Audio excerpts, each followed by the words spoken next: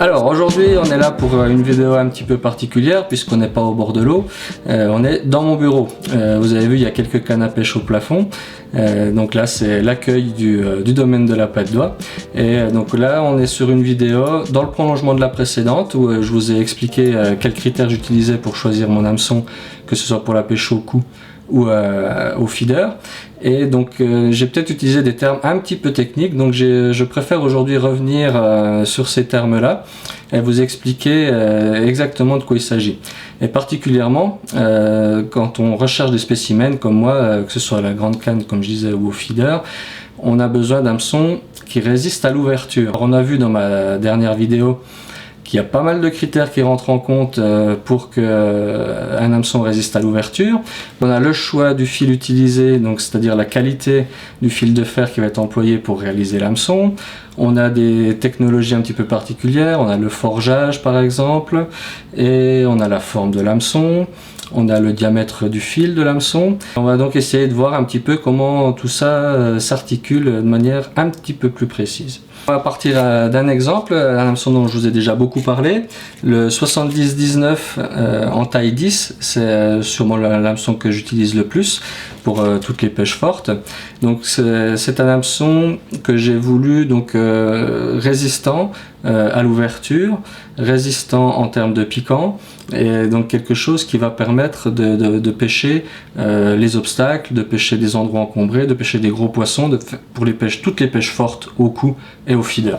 Donc cet hameçon, il a été dessiné sur cet ordinateur dans mon bureau.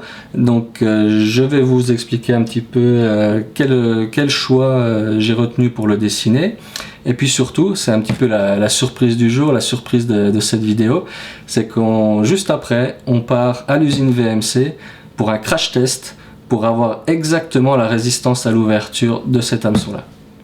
On voit sur l'écran de mon ordinateur le dessin de l'hameçon de manière assez précise, avec les différentes cotes que j'ai déterminées pour le dessin et donc pour la fabrication de l'hameçon.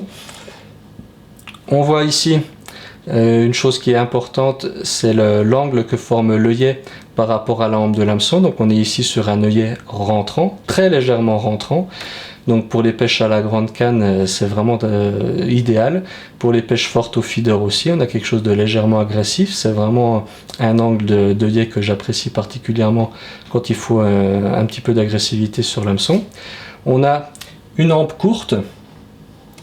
Donc cette hampe courte qu'on voit ici sur l'hameçon, c'est quelque chose qui va être très résistant également. Plus on va allonger la hampe de l'hameçon, plus on risque d'ouvrir cet hameçon plus facilement.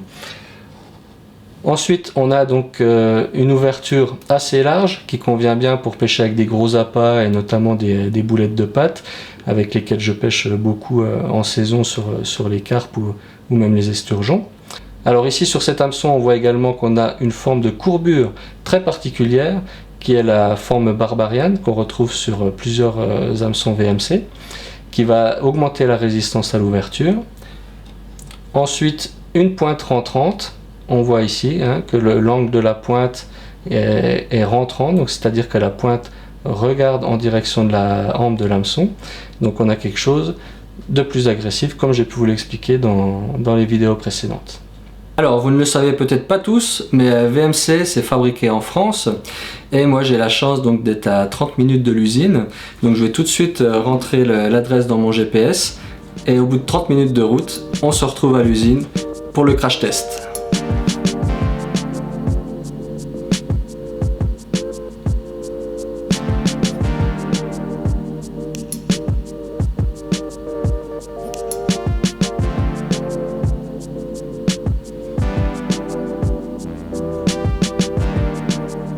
Prenons la route en passant par N19. Dans 200 mètres, tournez à gauche sur D72.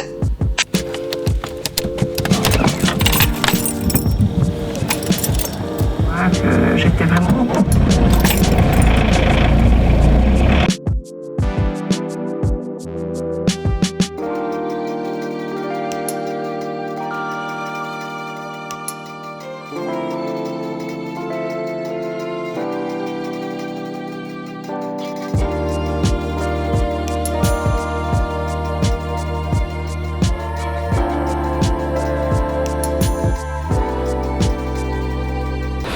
Ok, alors ça y est, on est à Morvillard, à l'usine VMC.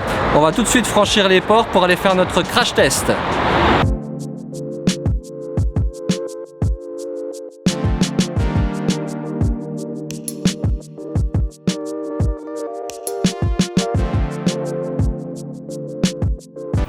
Ok, alors ça y est, on est dans le labo VMC.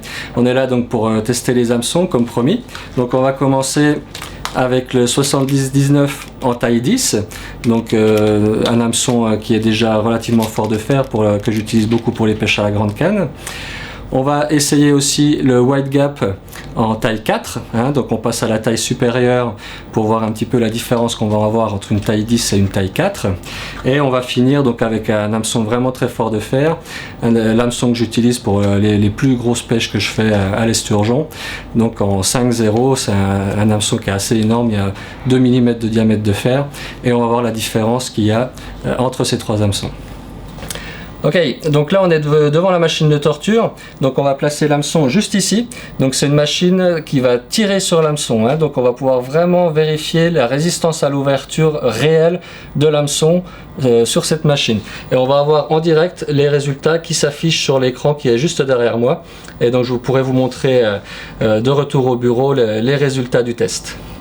Alors on va commencer avec le 70-19 en taille 10.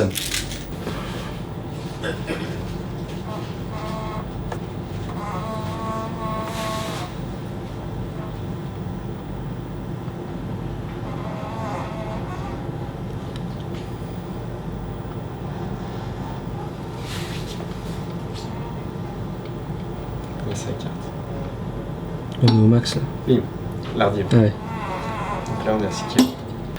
Maintenant c'est au tour du wide gap en taille 4.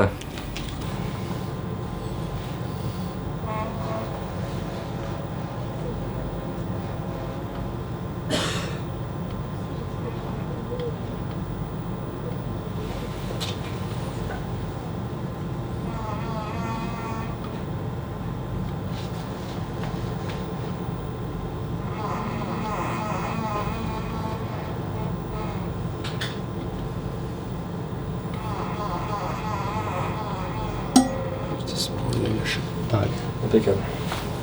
Et on termine donc avec mon hameçon préféré pour pêcher les gros esturgeons en Italie, le Silure Single en taille 5-0.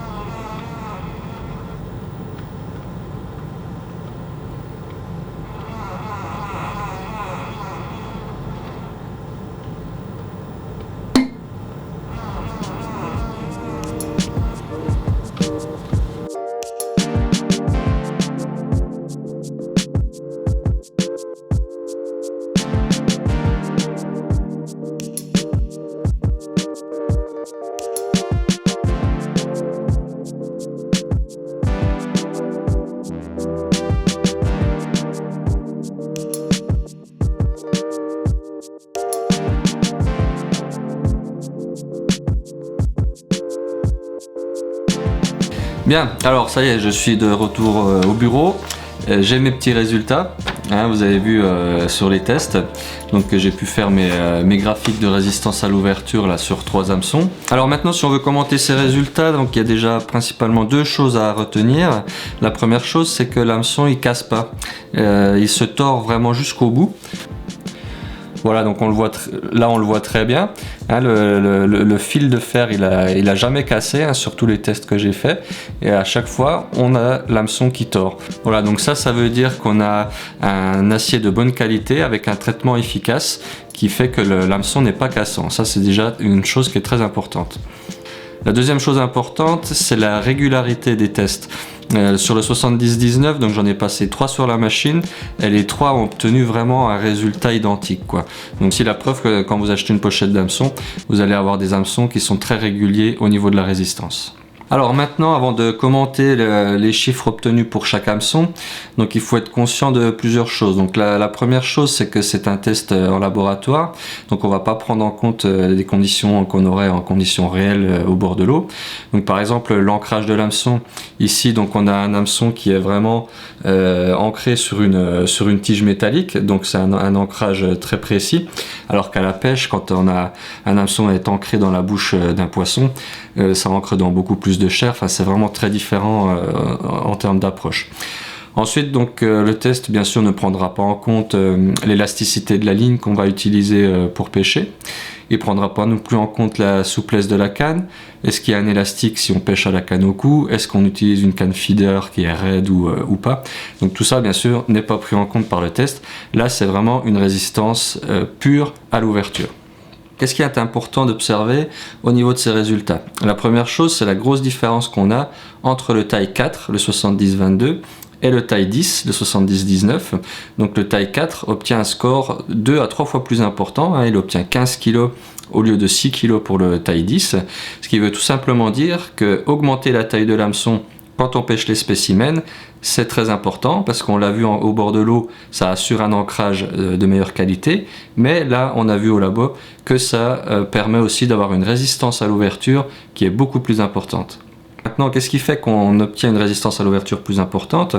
On le voit très bien sur le test du troisième hameçon, le 83-57. Là, on passe sur un diamètre de fer de 2 mm, donc un hameçon vraiment très très fort de fer, et on obtient un score encore 3 fois plus important que le 70-22.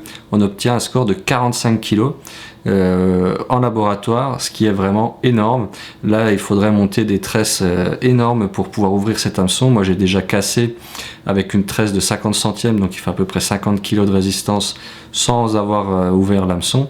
Donc n'oubliez pas, en observant ces chiffres-là, que la résistance à l'ouverture en conditions de pêche sera beaucoup plus importante, puisque moi il m'est déjà arrivé de casser une ligne de 30 centièmes qui fait plus de 10 kg de résistance avec le 70-19 en taille 10 qui obtient un score de 6 kg. Il faut être conscient de la différence obtenue entre le chiffre au labo et le chiffre en conditions réelles. Par contre, ce qui est vraiment intéressant, comme on vient de le voir, c'est d'observer les grosses différences qu'il peut y avoir entre des hameçons de tailles différentes en termes de résistance à l'ouverture. Ok, donc là moi je me suis bien amusé à faire ce petit crash test à l'usine VMC, c'était sympa. J'ai encore appris pas mal de choses sur les hameçons dont je vais me servir en conditions de pêche. Et puis bien sûr, comme d'habitude, je vous dis à la prochaine.